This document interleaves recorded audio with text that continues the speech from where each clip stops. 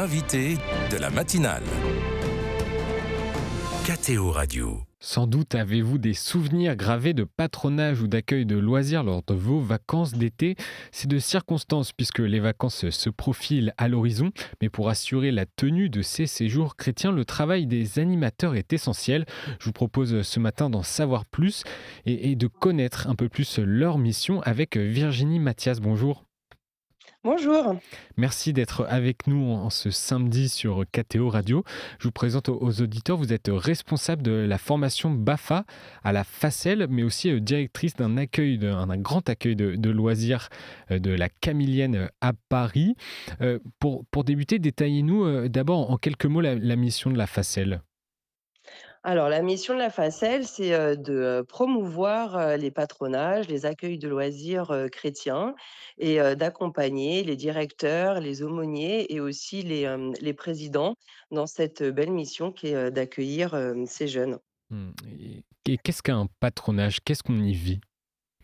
Alors, qu'est-ce qu'on y vit dans un patronage? D'abord, on y vit, on a des intentions éducatives, c'est-à-dire que l'ensemble des patronages adhérents à la Facelle portent des intentions éducatives qui sont, se connaître et s'ajuster aux autres, accueillir son histoire et son environnement parce qu'on accueille des enfants qui sont, chrétiens, mais pas que chrétiens.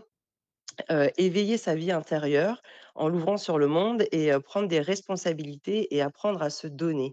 Et en fait, à travers ces intentions éducatives, à travers les jeux qu'on propose, les veillées lors des séjours, toute la vie quotidienne et ben, on remplit en fait ces intentions éducatives. C'est ancré dans une démarche d'éducation intégrale?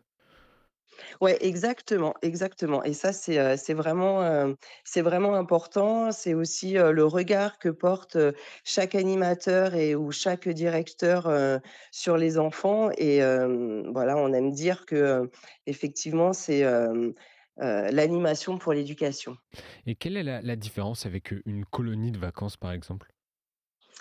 Alors déjà, j'ai envie de vous dire, c'est des enfants qu'on accueille, toute l'année, et qu'on connaît. On connaît les familles. C'est des enfants qu'on récupère souvent le soir après l'école, qui passent, les tous leurs mercredis, avec nous. On a aussi des équipes, éducatives qu'on connaît, c'est-à-dire qu'on c'est pas un animateur comme ça qui vient rejoindre nos équipes. Bien souvent, ce sont des grands jeunes à qui on a donné, le goût de devenir animateurs et eux ont envie de redonner Mmh. ce qu'on leur a transmis et du coup, ils viennent avec nous aussi, en séjour. Donc il y a tout ce travail, enfin voilà, il y a tout ce travail-là et puis vraiment, je le dis, pour moi, c'est vraiment la découverte de la vie intérieure qui change, d'une colonie, lambda. Ah, à propos des animateurs, justement, la Facelle, à Paris organise ces 2 prochaines semaines des sessions de formation BAFA, pour les jeunes adultes intéressés par, l'animation et l'encadrement, durant ces séjours et ces accueils de loisirs. C'est une obligation d'avoir le BAFA pour encadrer les enfants?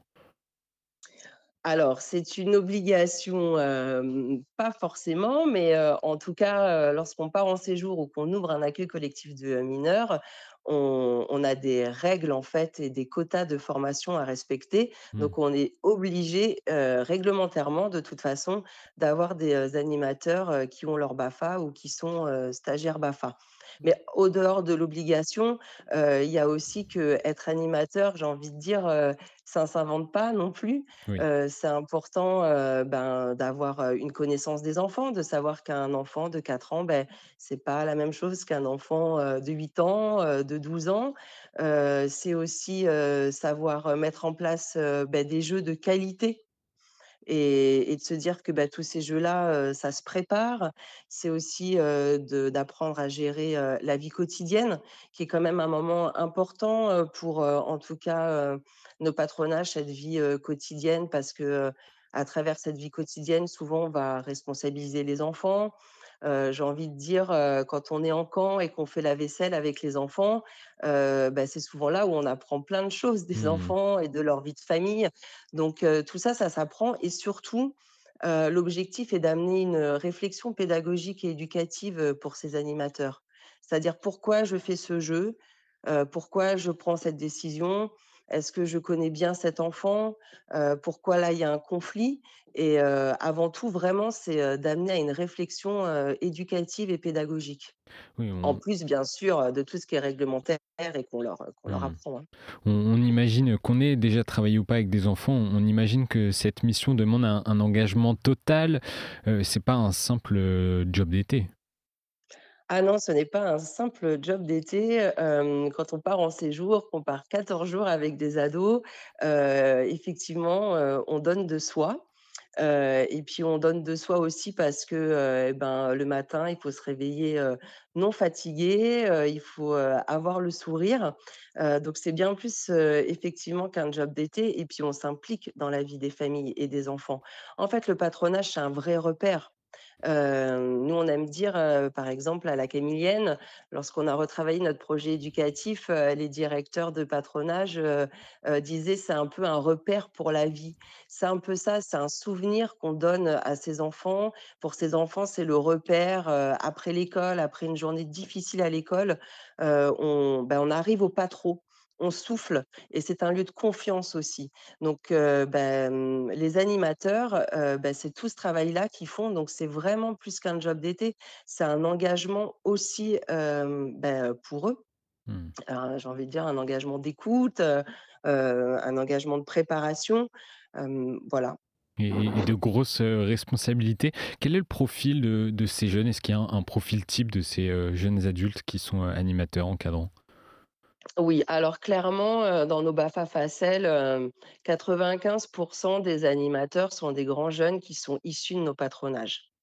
Ça, c'est important. On a aussi quelques jeunes, qui viennent, des aumôneries, mais 95 ce sont vraiment nos grands jeunes, en fait, les grands jeunes de nos associations, que nous formons. Alors ce sont pas des jeunes qui vont tous devenir, professionnels, hein, dans l'animation. On a beaucoup, d'étudiants. On a aussi, par exemple, parfois des, jeunes volontaires en service civique aussi à qui qui passent le BAFA et puis qui après, deviennent animateurs et puis, il faut quand même reconnaître qu'on arrive à, donner cette, vocation de l'animation et qu'on a aussi des animateurs qui après, deviennent, directeurs et qui se lancent dans des formations, plus, professionnalisantes. Et derrière le travail concret de ces animateurs, comment ces animateurs, ces jeunes adultes vivent-ils cette expérience? Quelle valeur humaine à travers, cette mission? Alors d'abord, je pense qu'il y a déjà la formation du BAFA. Ça, c'est quand même important parce qu'ils se retrouvent aussi, à vivre, à un moment donné en collectivité avec, d'autres pairs, à échanger aussi leur point de vue éducatif parce qu'on n'a pas toujours les mêmes Mmh, et oui. heureusement. Et donc ça, c'est pour moi, c'est un premier engagement parce qu'on les amène sur cette premier engagement de ma vision pédagogique. Voilà comment, moi je me positionne. Ensuite, c'est sûr qu'en passant son BAFA, j'aime dire quand on arrive, on est encore colon quelque part et puis quand après la première session du BAFA, bah, ça y est, on a bien mesuré qu'on allait devenir, responsable et qu'on allait, pouvoir avoir en charge, un groupe d'enfants.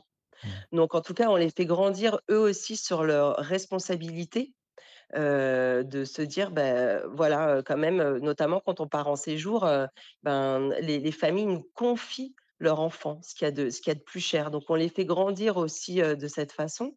On a aussi toute cette, réflexion d'intériorité. Donc ça leur demande aussi, parfois c'est difficile à 17 ans, 18 ans de se positionner, déjà soi-même sur ces questions d'intériorité, de foi, où je me situe et on leur demande quand même d'être clairs avec leur positionnement vu que, après ils vont aussi, retransmettre, en tout cas ces intentions éducatives.